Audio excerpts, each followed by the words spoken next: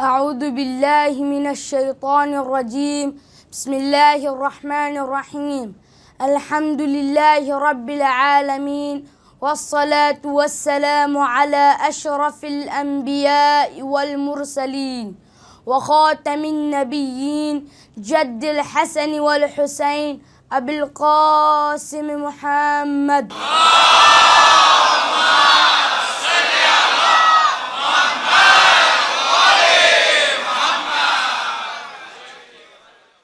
وبعد فمن كلام الله تعالى وقضى ربك ألا تعبدوا إلا إياه وبالوالدين إحسانا إما يبلغن عندك الكبر أحدهما أو كلاهما فلا تقل لهما أف ولا تنهرهما وقل لهما قولا كريما. صدق اللہ العلی العظیم.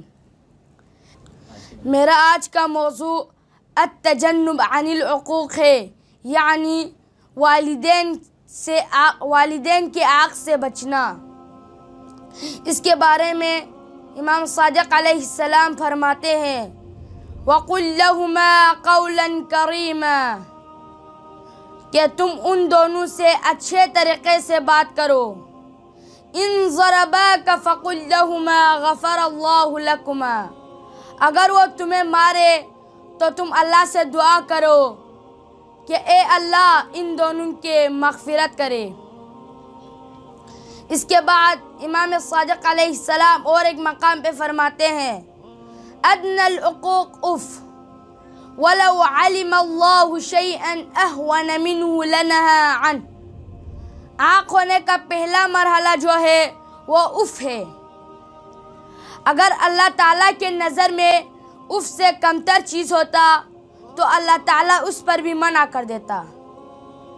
اس کے بعد امام باقر صلوات اللہ وسلامہ علیہ فرماتے ہیں ان ابی نظر الى رجل ومعه ابنه يمشي والابن متكئ على ذراع الاب قال فما كلمه ابي عليه السلام مقتا له حتى فارق الدنيا. امام باقر صلوات اللہ وسلامہ علیہ فرماتے ہیں میرے بابا نے دیکھا. امام باقر علیہ السلام کے بابا یعنی امام زین العابدین علیہ السلام، یہاں بابا سے مراد امام زین العابدین علیہ السلام ہیں. امام زین العابدین علیہ السلام نے دیکھا ایک بچہ اور اس کے باپ کہیں سے جا رہے ہیں اور وہ بچہ جو ہے وہ اپنے بابا کے بازو سے ٹیکا ہوا ہے. تو امام زین العابدین علیہ السلام نے اس بندے سے تب تک بات نہیں کی جب تک کہ وہ مر گیا. والدین کے ساتھ اتنے خوشی سے ہمیں رہنا چاہیے کہ اگر ہم ان سے تھوڑا سے بھی بدی کریں، ان سے ٹیکے بھی تو امام خدا ناراض ہوتے ہیں.